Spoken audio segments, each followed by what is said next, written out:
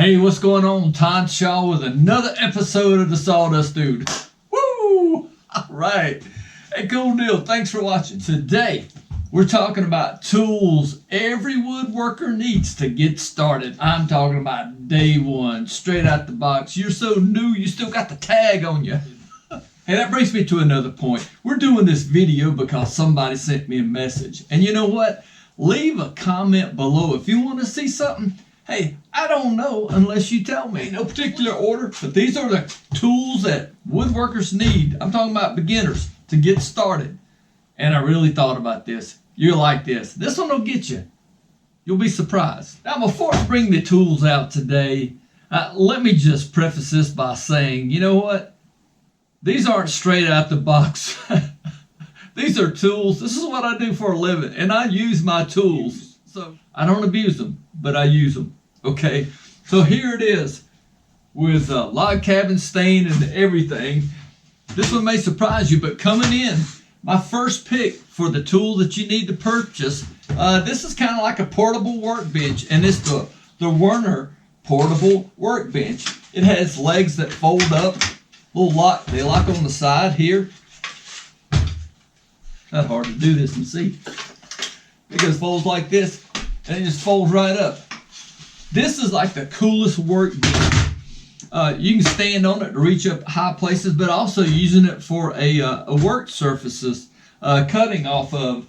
You know, so if I got to cut this board, I just put it on the side like that and take my saw and just boom, just like that. This is something that's really, really handy for the beginner woodworker or even the pro. You know, because this is one of those things that I use, as you can tell. I use it a lot.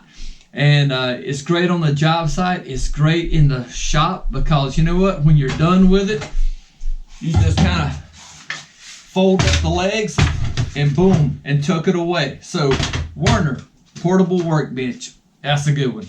All right, next on the list is one of my favorite tools, you know, and it's one that's been around for a long, long time, and that's the Swanson Speed Square, or sometimes you hear people call them the Speedy Square. And this is really back from my days on framing houses, but watch this. But the Speed Square really comes in handy too for a lot of different reasons while you're woodworking. Obviously, you know, you got a mark here and you want to make a straight line. This side here has a little, it's almost like a T right there. So that fits on the wood. And then just make your mark. And you're starting out, and I know a lot of guys will say, can I buy a table saw? Can I buy a table saw? Well, let's start off with these basic tools first, and then we'll talk about the table saw, okay? But one of the great things about the Swanson Speed Square is that you can use it for a guide. So I take my saw, and I line up my cut, and obviously I got this lifted way up. And then I take my Speed Square, put it here, and then I follow along and I can make a nice clean cut like that. Really good tool. And the other day I saw this. Oh, ain't it cute? It's precious. It's a baby Swanson Speed Square. I just had to buy it. But it's real good. Dude, I figured I'd use this when I'm running trim. And you don't need a really, you know, such a big square. You buy the mini square. But yeah, you definitely start out with the Swanson Speed Square. Yeah. Well, it's kind of hard to do woodworking without measurements or any kind of woodworking or carpentry, so you need a good tape measure. And I would really suggest like a 25-foot tape measure, which is a good middle of the road. That way, if you want to build a deck or something like that, and you know, it's good to have a 25-foot tape measure because a lot of times, like if you're running trim in a room, most rooms in the houses that I do, 25 by 25, you know, this will get the job done. So I really got a selection of tape measures, 35 foot or 25 foot. But you know, starting out, 25-foot tape measure is a good tape measure. But here's something that'll come in handy more ways than one, and that's just a good 4-foot level. And this is a level that I've had for a good while. And so obviously you level things there. There's a little bubble here in the middle, and you want your bubble between the lines, okay? So it's good for leveling. Then when you hold it up this way, so like if you're doing a wall or you're doing some cabinets, and this is called plumb. And when you plumb it this way, that's plumb, and this is level. And so you've got just the same situation up here with a bubble and a bead. This comes in real handy for, obviously, for leveling and plumbing out your work, but also if you're doing a project and I need to rip this board down and I'm just going to make a mark here and a mark here, how do you get a straight line? A 4 foot level. And so I just do from here and then just boom. Yes. Okay, works as a good straight edge as well as a level. When you start woodworking, you're going to need some clamps, and then you're going to need some more clamps, and then down the road, your wife or your husband goes, "What do you want for Christmas?" Some woodworking clamps. Let's talk about clamps. So if you got some little small projects, they come in all types of sizes. This is just like a regular adjustable. You might want to call this a C clamp, but see, this is a nice little clamp here, fairly inexpensive. These are the brand name is Pony, but these are clamps, and this it's just a threaded pipe, and these are pole clamps or pipe clamps. And you got a little adjustment here. You mash this, and that slides back and forth, or you press that in. That's a southern thing. We mash it, okay? So you press that in, and it slides. And, of course, one end is threaded. So for me here, let me get this done. So you see how that goes? So that just threads on the end of a pipe like that. I'm good. And so then you obviously just use that for the clamp. And so you can put this on any length of pipe, really. I've got them for 8 foot long to do big tables with and things like that. So a pole clamp. So you got like a little C clamp, pole or a bar clamp. And these little guys come in real handy too. These little quick grips, and I use these all the time for it's like that third hand. You need somebody to hold something. And these little quick grips. And you just pump the handle, mash, press that, there you go, mashing again, and then it just comes open like that. So you'll always need clamps. Well, here we go. We finally, power tools. You're like, yes. We finally on power tools. So let's talk about a good circular saw. I was even in a Lowe's today and was just kind of looking around, thinking about this video and what this suggests to you. And obviously, you're going to see a lot of DeWalt products. For me, it's just a good quality brand that's just served me well over the years. Even when something breaks, I can go online and get replacement parts and just kind of keep the show going. So for me, DeWalt's always been a good product. Makita's a really good product. I was in Lowe's today, and for a saw like this was running, I don't know, around $130. You can buy saws for under $100. I wouldn't recommend it, because I think, this will just last you for a long time. So you really kind of get what you pay for. So I'd stick with, like I said, like a DeWalt or a Makita brand, and just stick with that. That $20, $30 that you'll save, I think you'll be disappointed. So let's get back to the saws. This is a 7 1/4 corded saw, and I really like this DeWalt saw because it's got a nice long cord to it, and that really comes in handy.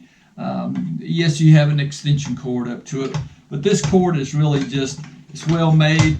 This is a good workhorse kind of saw, and great for all just general purpose projects. And here's just another version of the circular saw. This is the DeWalt 6.5 battery operated or cordless, and I just have a 20 volt battery for this one. And so this is a good saw.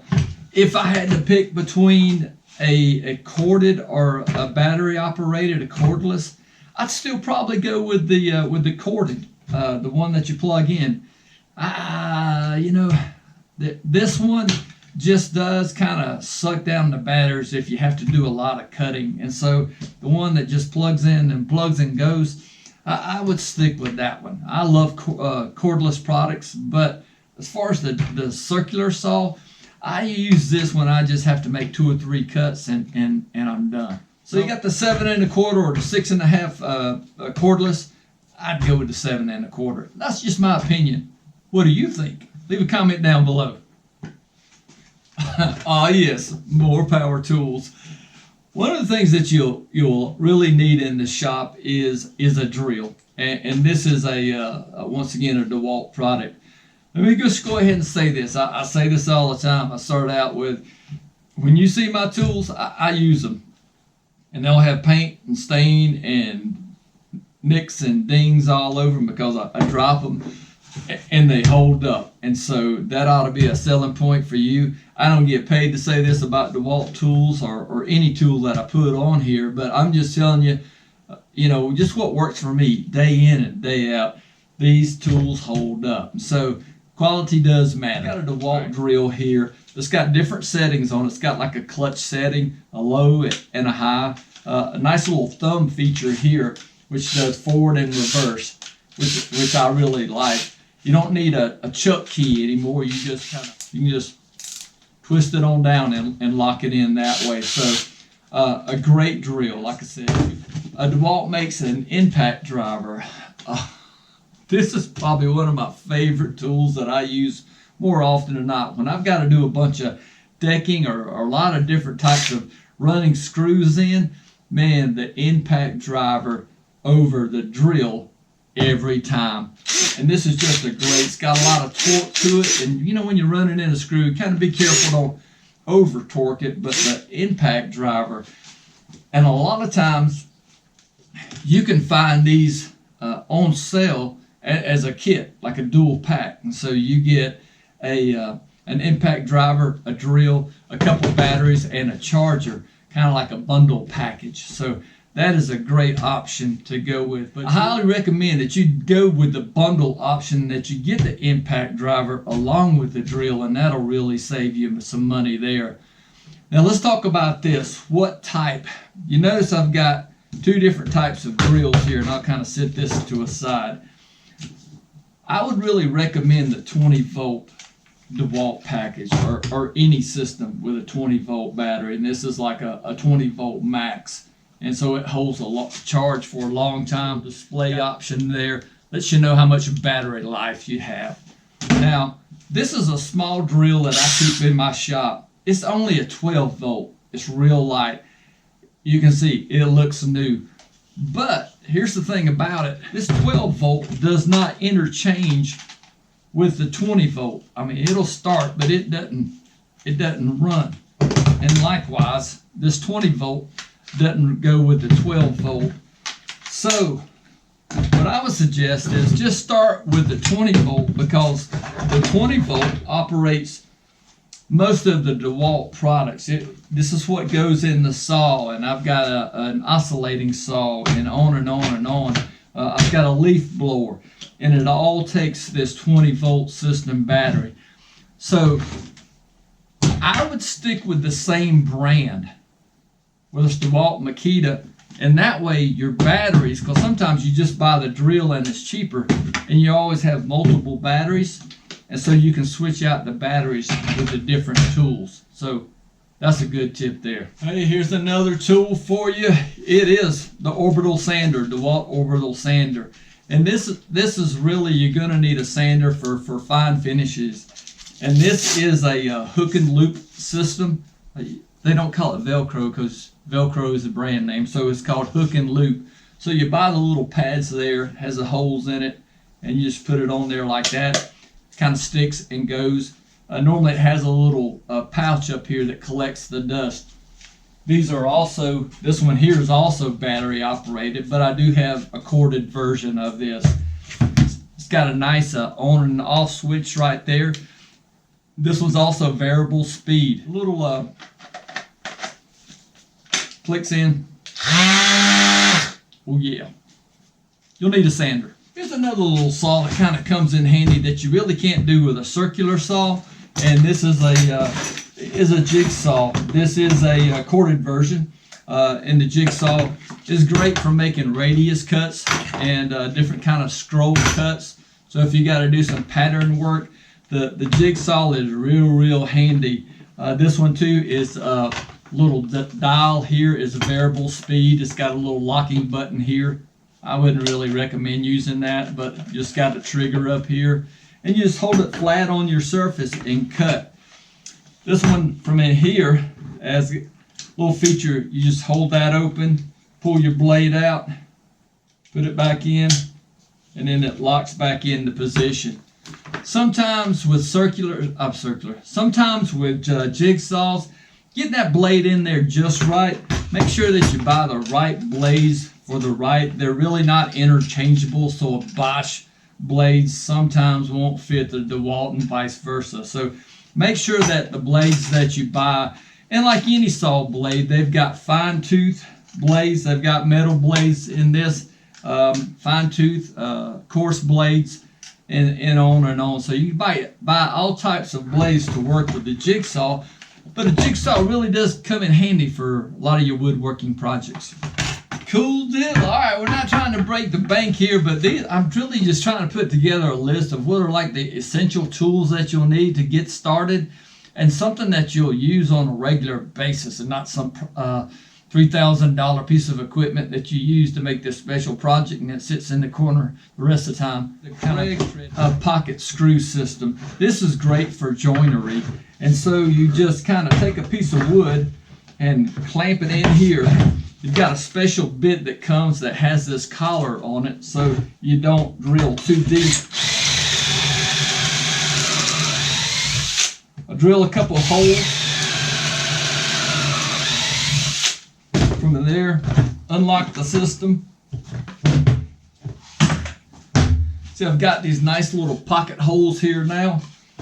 Move this over and say I want to join this. Run your screws in.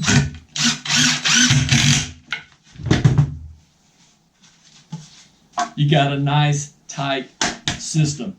Gotta love the Kreg pocket screw system. The great thing about this little pocket hole jig is there are a ton of beginner plans online. And I highly recommend you get the Kreg pocket screw system. It comes in so handy, so many different projects, in that your joinery, the pocket screw system, I mean, professional furniture is made with pocket screws. So as you see, it makes a nice tight joint that'll last a long time, that'll stand up to your kids and even your mother-in-law. Woo! Hey, before we talk about the last tools that you really need, hey, kind of an honorable mention, if you got a little more cash to throw out there, the Kreg portable workstation, I've talked about this in other videos, is a great portable workstation. I know I talked about the Werner little paint bench there, but this system works out really, really well. Comes with some clamps and different other little things. Check out, I'll have a link below in another video that I did earlier about this table. That's always a good tool. And another good honorable mention is an air compressor. A lot of times you'll hear these called pancake compressors. That's what we use in construction. It's just real portable, light, easy to use, and use it with a finish nailer. A lot of times Lowe's or Home Depot will have a package deal on this one, and so that you get the air compressor and a couple finish nailers as well. So, hey, last but not least, on the tools that you need to start with for beginner woodworkers, or really any woodworker on this fact, is a good pair of safety glasses. Because sawdust flying in your eyes and stuff, that's just no bueno. Okay, so a good pair of safety glasses and also a dust mask is a great little tool to have around the house. I'll just put up a little picture right now so you can see some good ones. And so just get a good quality pair of safety glasses and also a dust mask, because I love sawdust, but it's really not good to breathe in. All right, remember to leave that comment below if you got other ideas. Let me hear about it. What about these tools? Did you like it? Did I leave something out? Oh, awesome. Cool deal. Thanks for watching another episode of The Sawdust Dude. I'll see you real soon. Oh, yeah.